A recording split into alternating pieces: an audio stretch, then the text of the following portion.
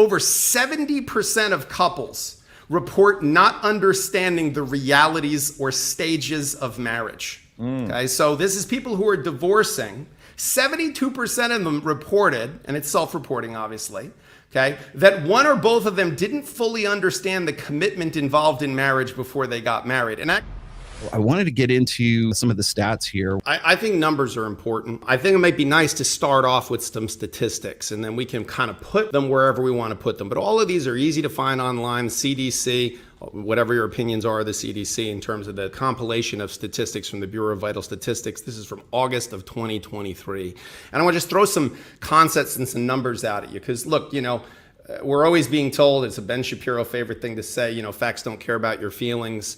Well, the feelings don't care, feelings don't care about facts either, I think we should really be looking at facts. So let me throw a couple of statistics out here, a couple of facts, and then we can all figure out what to do with those. Because I love people who say they love America but hate Americans. And I love people who say they care about marriage satisfaction or the divorce rate, but all they want to do is just create barriers to getting out of unhappy marriages. They don't want to talk about the underlying causes for divorce. So let's talk about statistically what those causes are, and then anybody, particularly tradcom people that are saying, hey, we're really trying to support marriages, we want to end divorce. Cool. Instead of creating bigger barriers to divorce and making my job more lucrative as a divorce lawyer, maybe you can do some of these things that'll shore up helping people's marriages. So let's look at some statistics. So in terms of divorce rates, divorce rates, when people say 73% or in the 70s, yes, third marriages, if you're married 3 times, third time is not a charm. 73% divorce rate for third marriages, 67% divorce rate for second marriages, 52% divorce rate for first marriages. Now, this is the statistics as of 2021 because it takes the year for them to compile the statistics. So in 2023, you get the numbers that reflected the year of 2021, not 2022. So when you average it out, that's where you get this number of 56% marriages end in divorce, is that they're averaging out, but they're not giving the same weight to all 3 of those things. But it's 52% for first marriages, 67% for second marriages, 73% for third marriages. 40% of new marriages include a partner who is remarrying. So the majority of marriages, 60%, are first marriages for both partners, but as many as 20% of unions are one person who's been married before. So again, remember, some of these statistics are a little tricky when you look at the divorce rate because you're talking about people who've been married multiple times, okay? Only 6% of divorced couples remarry each other. So I guess once you've seen the movie, you don't want to see it again. But interestingly enough, 72% of reuniting couples who remarry each other after divorcing each other stay married, which is really weird. Okay, this is a really interesting statistic. I'm going to be really interested to hear everybody's perspective on this. Having friends who are divorced dramatically increases your risk of divorce. Okay. Yeah. So couples who have friends who divorce have a 75% increase in their own marriage risk. Okay. And even couples with 2 degrees of separation. Well, that's because of this. There's a lot of sociologists that say that divorce is a social contagion of sorts. So I thought that was very, very interesting. And just a couple other stats I want to throw out there. Couples who live together before marriage are more likely to divorce. Okay, so that's something that Christian conservatives and other religious individuals who say, many tradcons who are of a religious perspective, even if someone's not religious, they might say, hey, look, the biblical covenants that say people shouldn't be married or living together before they're married or having premarital sex, there's actually some statistical evidence to support the fact that parties who are a total of 57% of couples who did not cohabitate prior to marriage had a union that lasted 20 or more years compared to 46% who lived together before tying the knot. So that's a 10% difference. That's significant. This is something I saw yesterday after the conversation with Andrew that I thought was really, really interesting because it's something where Andrew and I were in agreement. And that is over 70% of couples report not understanding the realities or stages of marriage. Okay, so this is people who are divorcing. 72% of them reported, and it's self-reporting obviously, okay, that one or both of them didn't fully understand the commitment involved in marriage before they got married. And that goes to Andrew's point yesterday that I very much agreed with about how there maybe should be better barriers to entry into the covenant of marriage. Maybe this is something that you shouldn't be able to do for $20 with Elvis marrying you. In Nevada, by the way, highest divorce rate in the United States.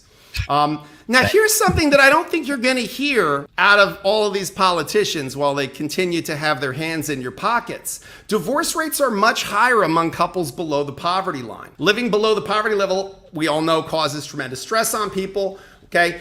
46% of adults ages 18 to 55 who live below the poverty level have divorced. Okay, so that's a fairly significant number compared to 12%. Okay, so that's a pretty huge number.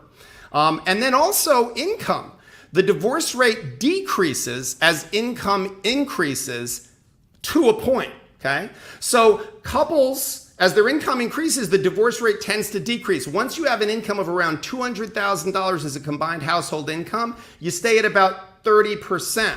Once it hits 600,000 of income, it drops to 25%. Okay.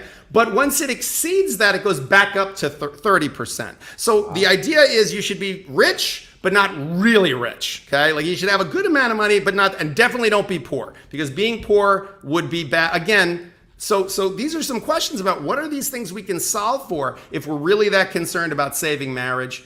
The median age of first marriages is increasing. In 2022, the median age of marriage was 32 for men, 30 for women. Jeez. So let's just tie that in with the biological. Yeah, let's tie. I know that Rollo's going to have a blast tying that in with the biological reality of when people have babies. But to put that in perspective, in 2012, okay, 2012, so we're going, because these are 2022 statistics, let's go back 10 years. The average age for a woman was 26, and for a man, it was 28. So look at that jump in 10 years. Look at how much that's changed, okay? And then the average age of people who divorce, 46 for men, 44 for women.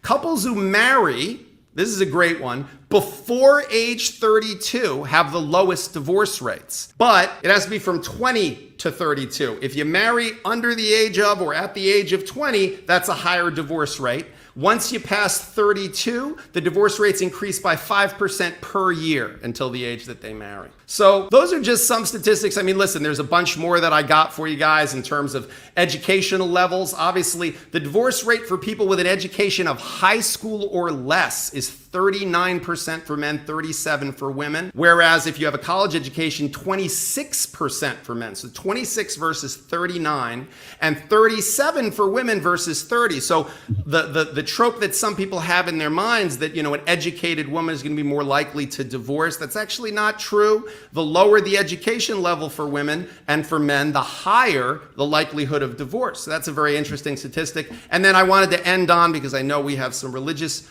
people on the panel today, and I have a tremendous respect for religion. But the religion with the lowest divorce population is Hindu. So if we're very much pro-marriage, we need to get people out there. We need to evangelize for the Hindus. Because unfortunately, the highest divorce population is evangelical Protestants.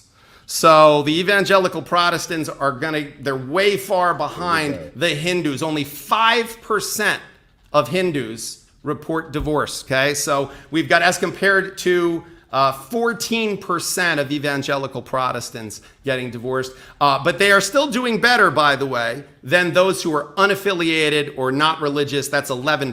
11% so being religious does increase your chances of remaining married, particularly if you're Hindu. Now, let me throw in a couple of caveats here. First of all, because I also want to be able to separate this by socioeconomic level, also ethnicity and stuff like that as well. Because like some of my stats are showing that, you know, if you are among race and Hispanic or of Hispanic origins, ever married, Asian women and men had the lowest proportion of ever divorced. So there is going to be a cultural, ethnic variation in all of this as well too, not just by religion. And the other thing is I think he was kind of being funny. Like also they lead the world in domestic abuse by far. He's talking about arranged marriages, Rollo. Like there's no way that we're not going to do that. And the majority of this country is Protestant, right? If you choose a religion, I think what I've said before is we're interested. I don't think we should just be interested in the divorce rate. I mean, look, I think divorce statistics are interesting, but I'm more interested in the marriage satisfaction rate.